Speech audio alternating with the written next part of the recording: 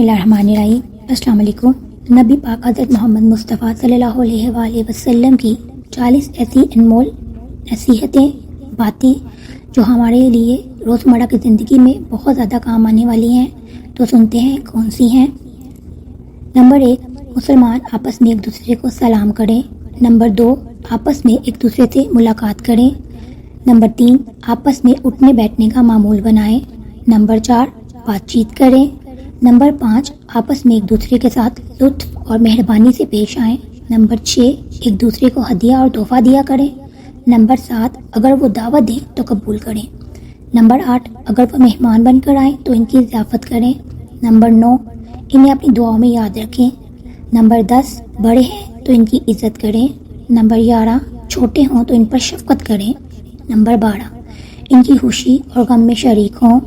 13، اگر ان کو کسی بات پر مدد کی ضرورت ہو تو ان کی مدد کریں۔ 14، ایک دوسرے کے خیر خواہ بنیں۔ 15، اگر وہ نصیحت طلب کریں تو انہیں نصیحت کریں۔ 16، اگر ایک دوسرے سے مشورہ کریں۔ 17، ایک دوسرے کی غیبت نہ کریں۔ 18، ایک دوسرے پر لعن طعن نہ کریں۔ 19، پیٹھ پیچھے برائیاں نہ کریں۔ 20، چغلی نہ کریں۔ 21، آڑے نام نہ رکھیں۔ 22، عیب نہ نکالیں۔ 23، ایک دوسرے کی تکلیفوں کو دور کریں۔ 24، ایک دوسرے پر رحم کھائیں۔ 25، دوسروں کو تکلیف دے کر مزہ نہ اٹھائیں۔ 26، ناجائز مقابلہ نہ کریں۔ مقابلہ کر کر کسی کو گرانا بری عادت ہے، اس سے ناشکری کے اسباب پیدا ہوتے ہیں۔ 27، نیکیوں میں سبقت جائز ہے، جبکہ اس کی آڑ میں تکبر ریاکاری نہ ہو۔ نمبر 28، لالچ اور حسد سے بچیں۔ 29، احسان اور قربانی کا جذبہ رکھیں۔ 30، اپنے سے زیادہ آگے والے کا خیال رکھیں۔ 31، مذاق میں بھی کسی کو تکلیف نہ دیں۔ نمبر 32، نفع بخش بنانے کی کوشش کریں۔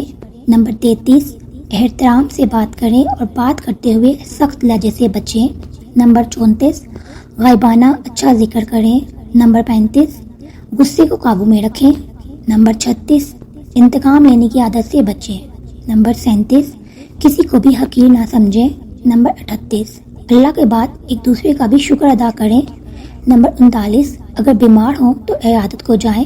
اور نمبر 40، اگر کسی کا انتقال ہو جائے تو جنازے میں شرکت کریں۔ اللہ تعالی ہم سب کو ان باتوں پر عمل کرنے کی توفیق دے اور ہم سے راضی ہو جائے۔ آمین یا رب العالمین۔